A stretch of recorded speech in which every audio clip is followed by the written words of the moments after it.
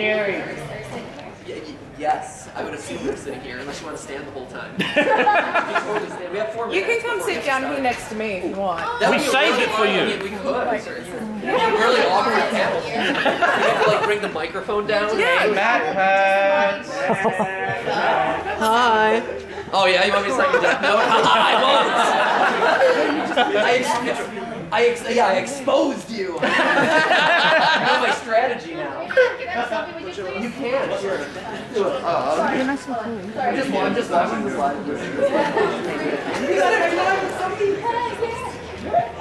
Okay. You know you've started the chain now. Oh, here comes the swarm of bees. Oh, I would jump for it too, but I figure he's going to be overwhelmed. I was going to go for it and I was like, oh. I can't, I'm stuck. Oh yeah, you're. No, they didn't really. Firstborn. Who wants secondborn? Thirdborn. Are we one of these swarmers? Oh my god, sorry? No, I'm not swarming that. I have a little bit more. I think well, it's not necessarily that I'm mature. Yeah, mature. Like, if I wanted to do, like, well, good. I kind of want to, and not, like, be, like, the whole, I can never find it. There it is. Wait, what did he do? Oh, he's just enjoying himself. Oh, yeah.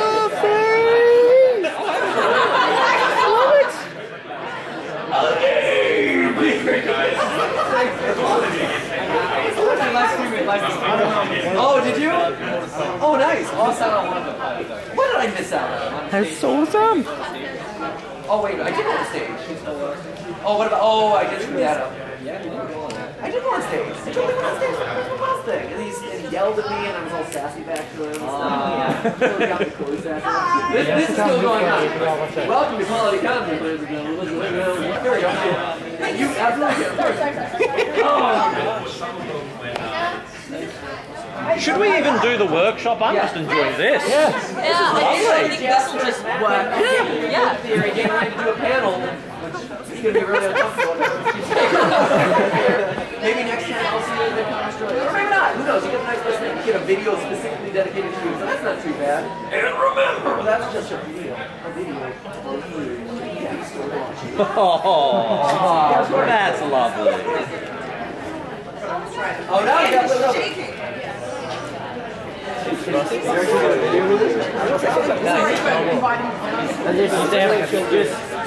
Just like She's chilling. So should I kill you now? Yeah, I'm happy now. Okay, just make sure. Very decent man. My hand was shaking. I don't know how I'm going to hold the camera with my hand shaking like that. It's a little bit blurry, but I don't know. It's fine. You got the photo anyway. I'm worried that I'm going to be sitting there like that. yeah, he's in the center of the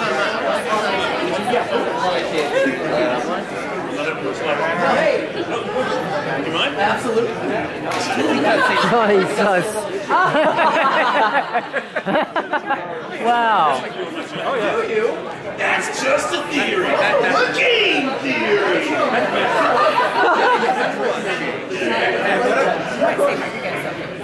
Oh, no, she seems to be patiently waiting. I might join you, actually, since that seems to be the trend.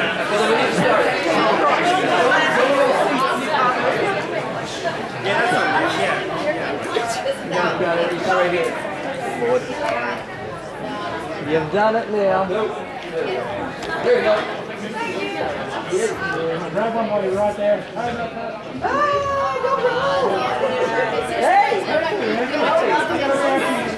Yeah, of course. I'm just like, oh, whatever, you know. There you go. Did you want me to try and get a picture of you? I'm actually recording. Okay. Oh. Just just so I can get a screen capture. So good photo.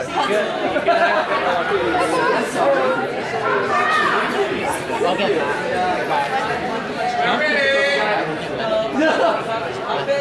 Are we starting anytime soon? Like, can I just sit down in my chair?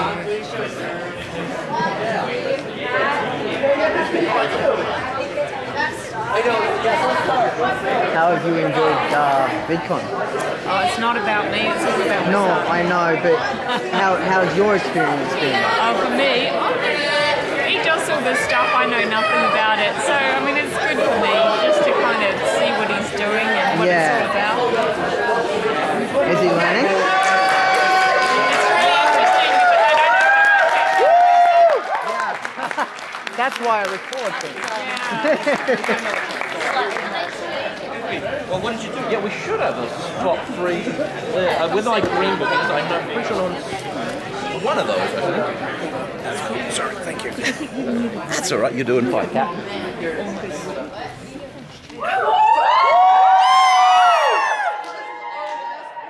at Vidcon Australia, and you are. Oh, I'm Cream Cat. Great, shameless self-promotion. Not shameless at all. She's on our panel now. What are you talking about? Yeah, so now that she got all these photos No and stuff, pressure. no, you're stuck up here. So we're teaching everyone about live streaming, and it's Stephanie, and me, and there you go. So there we go. Welcome to the panel, ladies and gentlemen. So it begins. No, you're really staying up here. That's it. That's just. Matt, you realise she only came for you, and you're making her entire dream come true. You realise that? Alright, guys. Tell us what you know about live streaming. Yeah. I do a little bit of live streaming myself. I do Extra Life every year. It's a charity event for 24 hours. I stream it all. I raise money for the Children's Miracle Network. So if you ever want to check that out.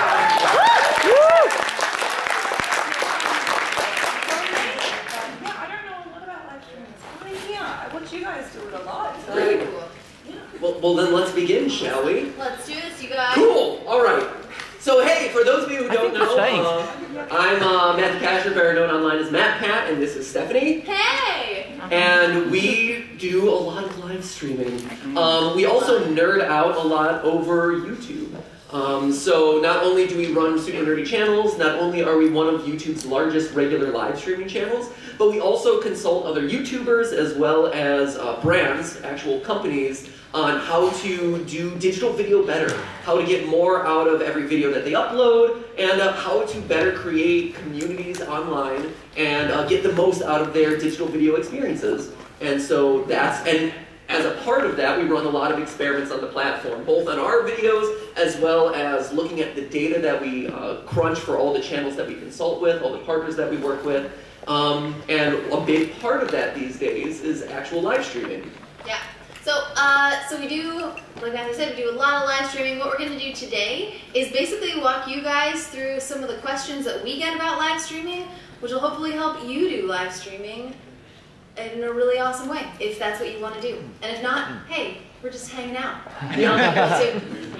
That's exactly it. And it's also one of those things too where, so you guys know, we have our little presentation planned out that you're going to be a tremendous part of. Oh, yeah. And then, not only that, but then we'll be opening the floor to questions at the end. So don't worry about that. There'll be plenty of time for feedback and anything that pops into your mind. Yeah, this room's pretty small. Like some of the other rooms we've been in today have been like really big and there's no microphones. But what we'll do like last 20 minutes-ish is open up the floor to questions for you guys. Hopefully they're about live streaming or something sort of related to live streaming, but we'll see how it goes.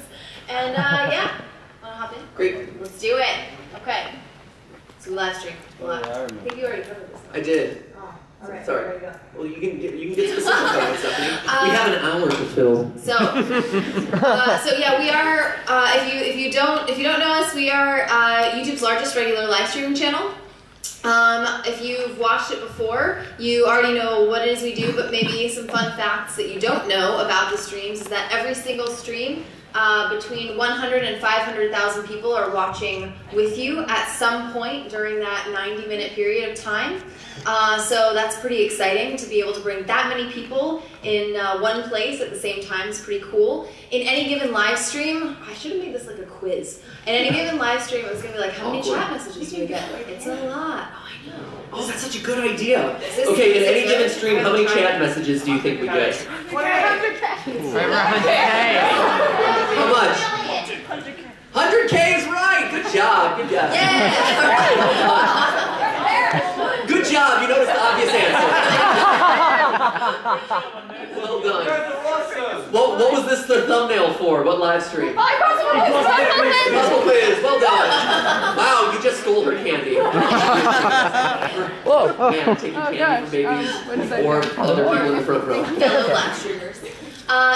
So we get a lot of chat messages and people are like, oh, this message is getting lost in the chat. That's sort of more accurate than you know.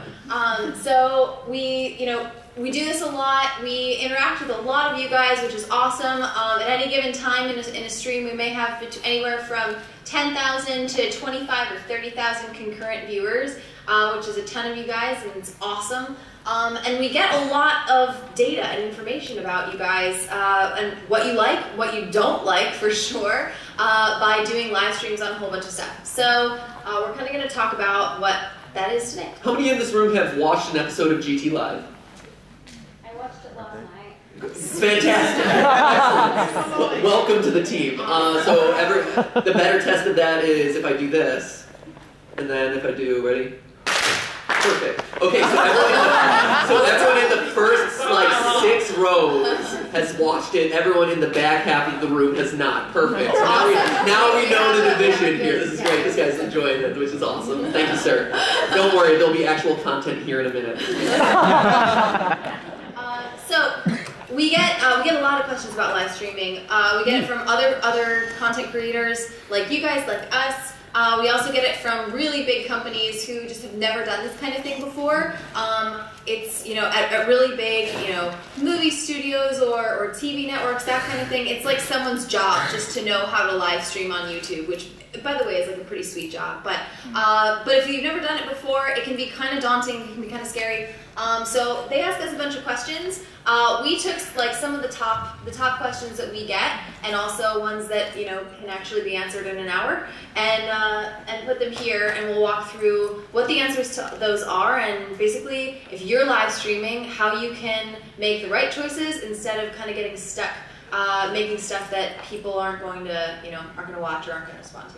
Yeah. So why do you live stream? I live stream because, well, basically I'm going to do it when I'm doing a charity event, so I'm trying to raise awareness for other people, also try to entertain them and raise funds for a good cause. And why live stream versus like a traditional video on demand? Well, also so people can actually see that I am live streaming for 24 hours and not clocking out at like 3 a.m. to take a little sneaky nap. So it brings in some new people as well too, because there are people who only watch live streams because they want to interact with someone when it's actually happening. Affect how the game goes, like how you asked when you're playing live streams and stuff. It's like, what should I do? Push A or B? And you can get feedback. And it makes it a bit more interactive rather than just sitting there and going, oh cool, I can't actually help out. But oh man, you have much more clearly defined goals than like most of the people we talk to. Way to go, that was awesome. This is actually 100% accurate though. So we do a lot of consulting work and we talk to a lot of companies that are like, yeah, we want to do a live stream, and we're like, why? And they're like, because it's a thing that people do and it's really popular and I read about it in like an industry paper, and aren't I supposed to live stream as a part of my digital video strategy? And we're like, no, you don't have to if you don't want to. You have to go into a live stream with a very clear set of intentions, a very clear set of goals. And the reason why people watch live streams is very different than the reason they watch a video on demand. And you captured a lot of that, which is that immediate feedback that you get from a community, from a fan base. We live in a day and age where people can watch anything that they want at any hour that they want it. Video on demand is the way that people consume content these days.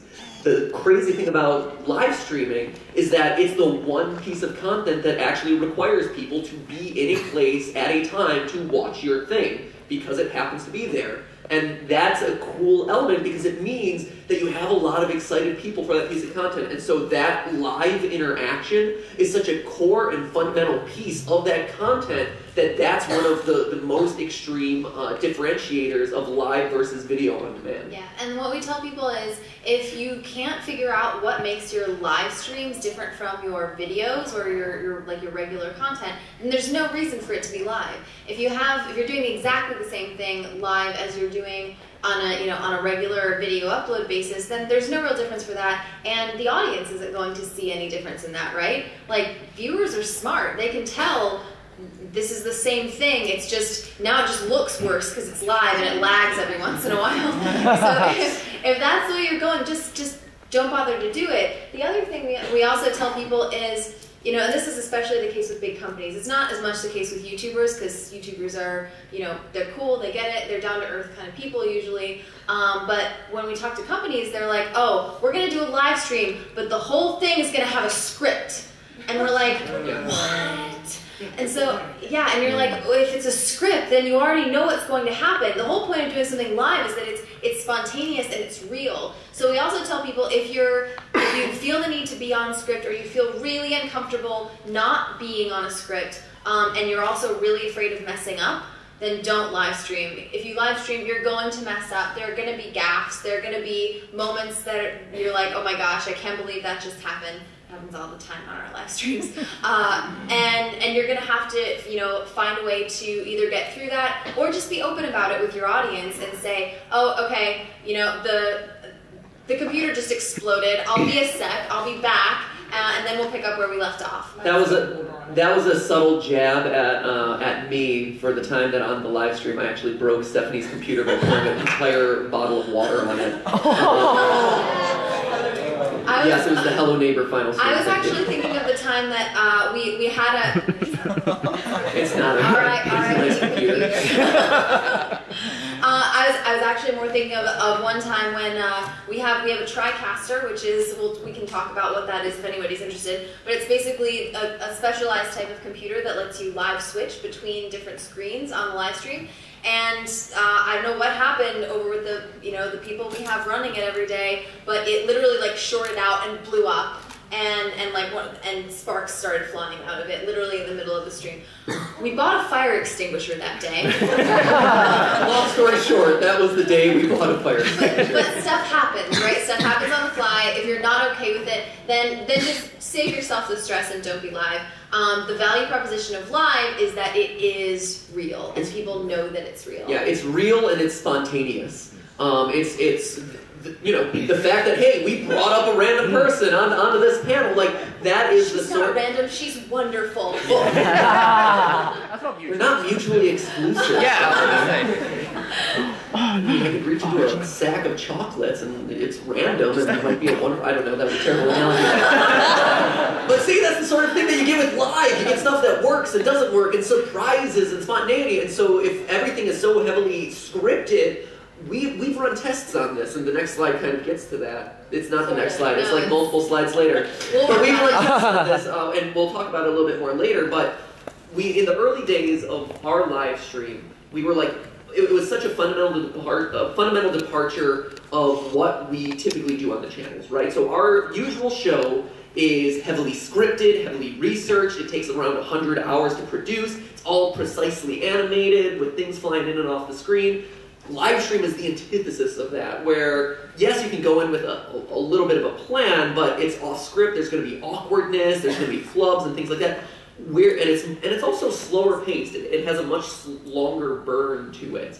And so we were really worried when we first instituted live streaming on the channel, like, how will the audience respond? This is so fundamentally a departure from what we do. And what we found was that far and away they responded really, really well, but when we started to do too much and make it look too polished, we actually saw diminishing returns, and fewer people watched, and there was also a lower overall watch time on those live streams. And when I say when we produced it too much, inserting multiple cameras, inserting more like lower thirds and things like that, stuff that made it feel like, from a production standpoint, more polished, but from an audience standpoint, actually made it feel less authentic and less organic because you had all these other, you know, flashy production elements to it. And this is a test that we ran for quite a long time, and the numbers were very clear when you standardized for everything else. Yep.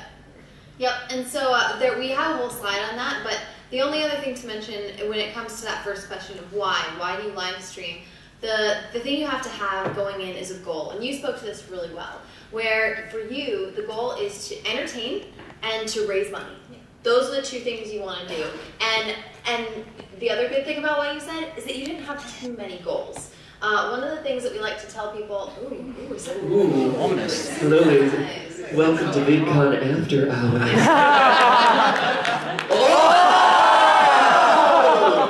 Welcome to Late Night VidCon. And this is that spontaneity that we were just talking about.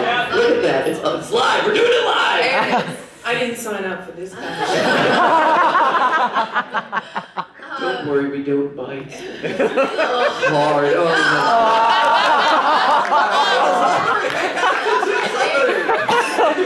no. Alright, so know what you're going for. Know what you're going for when you go live. Have one goal, have a couple of goals. Yay! I liked it in the dark, actually. It's like playing in my closet too often. That's true.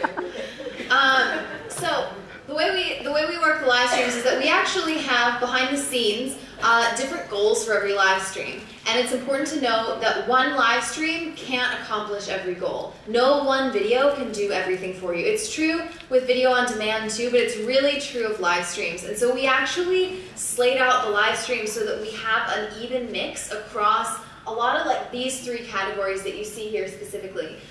Sometimes we're just going for the most views. So highest concurrence is our goal. We want to say, how many people can we get into the live stream right now? Can we hit 30,000 concurrence? And, you know, for when FNAF premiered, the last FNAF game, we had an average of 76,000 concurrence on our live stream playthrough of that. So our goal was just, hey, get people there and let's watch this, and, you know, let's do this together. Sometimes we don't have that goal. Sometimes it's actually, you know, no, we want this stream to be about people actually doing stuff with us. So we'll go for engagement. And engagement can be a few different things. It can be like Twitter messages, it can be art, it can be a lot of different things. A lot of times we just measure it in chat messages though. So for something like press the button kinds of stuff, quizzes, like you said, Life is Strange, where you're asking the input from the viewers, from your audience on each step along the way, that keeps people there and it keeps them talking back and forth. And so what we can actually do is have a real conversation with people where it's not just us like talking out to a camera, it's we keep getting messages and feedback back from everybody who's watching. And that's, you know, that's a whole separate kind of video. And then last would be longest view duration. So this is different than highest concurrence. Highest concurrence could mean people come in, they watch for 5 minutes, and then they leave. There's just a lot of people there at any given time. But when it comes to longest view duration, that's actually different. We get our longest view durations from stuff like puzzle games, story games. Life is Strange is a great one. Franbo, if anyone remembers that we played through. So we get our longest... Nothing like a story of a child killing her parents. She killed her parents, you guys. Come on. Spoiler alert. I'm totally halfway of doing this in the Let's Play.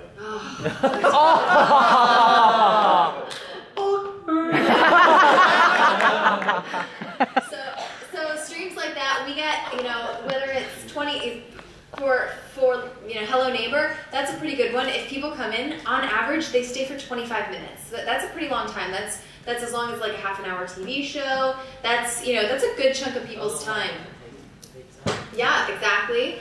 Yeah, you can cook pizza in that amount of time.